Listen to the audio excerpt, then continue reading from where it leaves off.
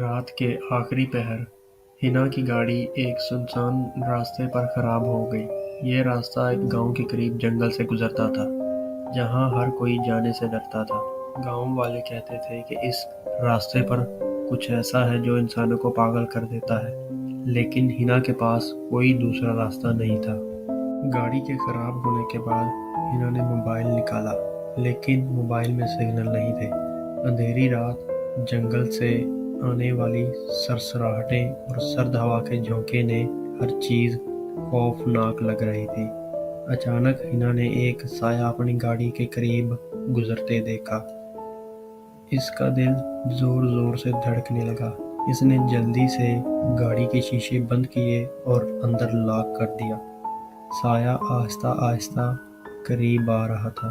ہنا نے ہمت کی اور ہارن بجانے لگی تاکہ کسی کی توجہ اس کی طرف ہو، لیکن کوئی مد نظر نہیں آئی۔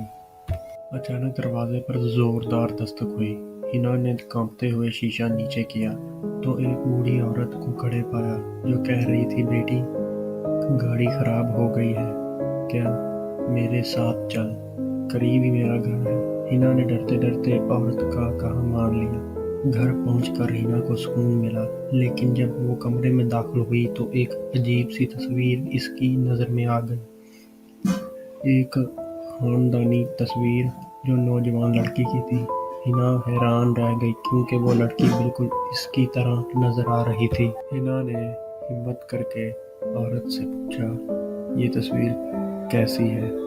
عورت نے روتے ہوئے بتایا، یہ میری بیٹی تھی جو کئی سال پہلے اسی راستے پر حادثے کا شکار ہو گئی۔ تم بالکل اس جیسی ہو، اس لیے میں تمہیں اکیلا نہیں چھوڑ سکتی تھی۔ یہ سن کر ہنا کا دل بھر آیا۔ صبح ہونے پر عورت نے ہنا کو راستہ دکھایا اور اپنی حفاظت کی دعائیں دیتے ہوئے رخصت کیا۔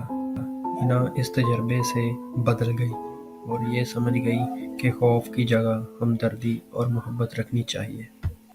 ہنا نے نہ صرف اپنی منزل پر پہنچ گئی بلکہ اس نے فیصلہ کیا کہ زندگی میں دوسروں کی مدد کے لیے ہمیشہ تیار رہے گی، جیسے اس بوڑھی نے اس کی مدد کی۔